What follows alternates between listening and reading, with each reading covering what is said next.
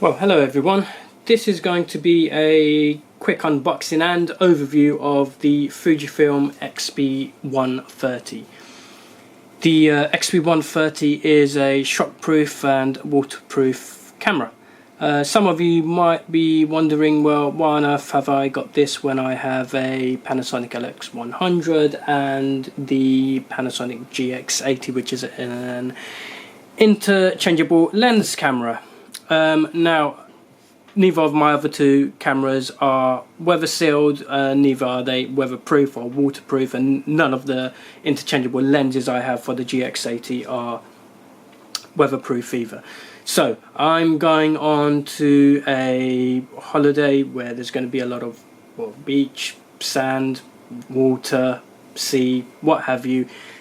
And obviously I don't want to take the LX100, which I'm recording with at the moment. Neither do I want to take my GX80. Well, I'll take them along, but I won't take them to the beach. Don't want to get sand in them, don't want them to get wet because they won't survive those conditions. So I've got a XP130. I'm going to open up the box now and let you know what comes inside.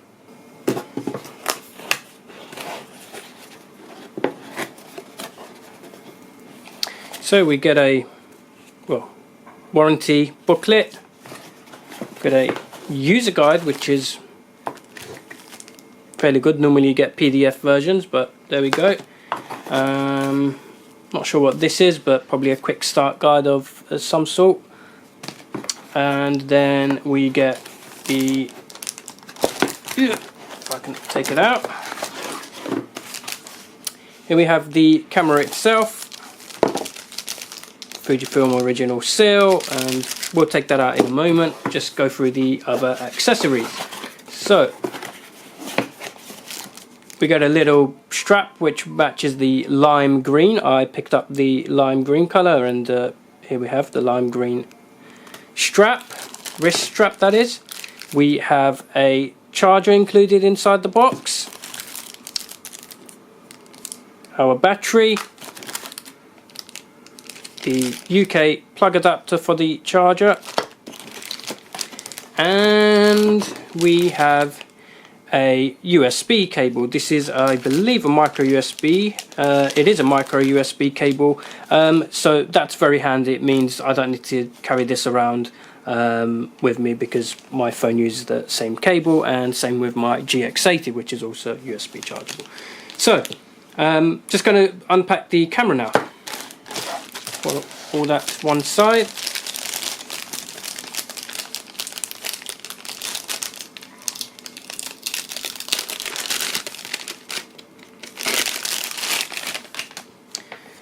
So that's actually a fairly light camera. Here we go. That's our new Fujifilm XP130. So the Fujifilm XP130 is a 16.4 megapixel camera. Well, that's the image sizes that it will take, and it has a 1/2.3 inch sensor. This is nothing to scream and shout about in terms of sensor size, but it does have stabilization built into the actual sensor. Essentially the sensor moves to compensate for movement. That's pretty decent for camera of its class. Camera supports SD memory card. I've got a 32 gig memory card inside there, purely because I have a fair few of these for my other Panasonic cameras. The XP130 only shoots in JPEG, does not shoot RAW, so yeah, I guess something of its, again, of its class, you're not really going to expect something such as RAW. It does do movie recording, and it does that at 1920 by 1080 and up to 60 frames per second, with each clip going up to 29 minutes. So that's pretty decent for the camera. The lens is a 5x optical zoom lens with a maximum aperture of 3.9 at the widest and 4.9 at telephoto. The lens is capable of doing macro up to 9 centimeters from the object. That's pretty decent for the camera. ISO ranges from 100, which it's native, up to 3200. Now there is an extended mode which will give you ISO up to 6400. However, the images I've seen online at ISO 6400, not that great. A lot of noise, a lot of grain. Yeah, not recommended. It has a 256 zone metering system. That's essentially going to be useful when the camera calculates exposure. So it tries to get the best exposure. That's again fairly rudimentary and normal for a camera of its class. The camera doesn't allow manual mode shooting, i.e. being able to select your aperture and shutter speed and take shots. Again, it's not intended for those particular purposes, being a waterproof camera. The touchscreen on the back is a 3-inch non-touch display. Again, I guess for you're not going to be touching the screen underwater. Yeah. Camera does have built-in Wi-Fi, and it now has the addition of the low-power Bluetooth over the previous XP130 model, which allows for a constant connection to your mobile phone.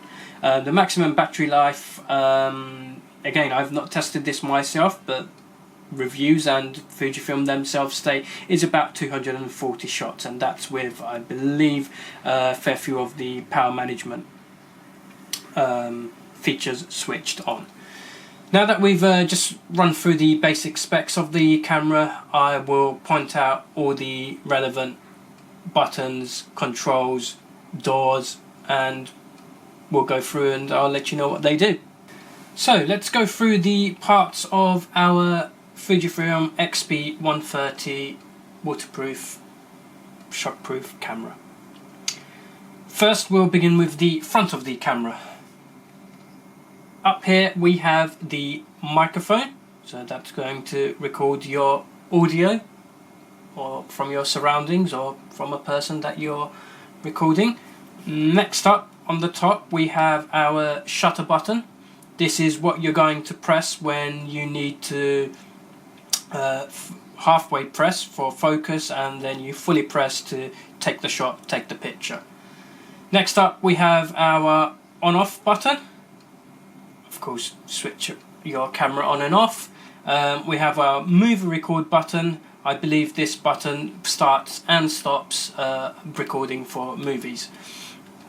Making our way back to the front of the physical camera, we have our flash. So in sort of darker light conditions, you can use the flash, and you can also use it as a fill flash when you've got a backlit background, such as people standing in front of the sun. Next up, we have our self timer lamp, AF assist lamp. What that means is when the camera's struggling to get auto focus, this lamp here, if you've got the feature on, will emit a red light, which should help the camera focus or get correct focus. This is also the charging indicator light as well. Next up, we have our lens, and then we've got a protective cover over the lens itself. Making our way to the back of the camera. So I've not yet taken off the LCD protector. So we have our 3-inch LCD display. This is non-touch proof, as I've already mentioned. We have our zoom out button, so this will give us our wide angle shots. And then we have a zoom in button, which is for telephoto. We'll get back here. So next up, we have our playback button. We have our strap eyelet for the strap that they've provided. I'm not going to use the one that's provided, but hey, you can use whatever you like. Next up is the display back button down here. We've then got our burst mode button. This is to take a quick succession of shots. This also doubles up as our wireless button to switch wireless on and off. If we make our way just to the underside of the actual camera itself, we have our, I believe this is the speaker. It is our speaker. Next up we have the tripod mount. So I've just seen the video, and I noticed when I was going through the components or the parts inside this latch here, it wasn't actually recorded. So I'm just going to go through that again with you, and it will be added into the video, so you'll see a cut in the video. So yeah, as I mentioned, keep that clean, keep that water resistant seal clear of any debris.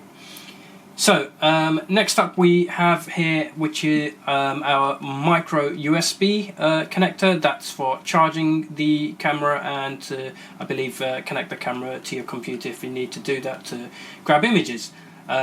We next up have our SD card slot, so I'm using a 32 gig SD card in there. Just to note about SD cards, if you are recording video, I do believe that they recommend using at least a using a class 10 memory card inside the camera for recording video. Let's just pop that back in, and let's do it the right way. So there you go, first lesson, inserting the memory card correctly. So that's in there. Next up we have our micro HDMI connector. Now you can connect the camera directly to your TV to sort of view images on there, which is useful. It means you don't need to go through your computer. We have our battery in here and our battery chamber, and here is our battery latch. So we just push that to one side to release the battery. And here we go, we're going to be inserting our battery. Just line up the contacts as you see them inside, so the single contact to the left, and that just goes in as so. That's our battery in, and then we're just going to close the door and then lock the latch. I find this a bit fiddly, the latch. I'm not sure why. Okay, so let's try that again. I'm hoping it's not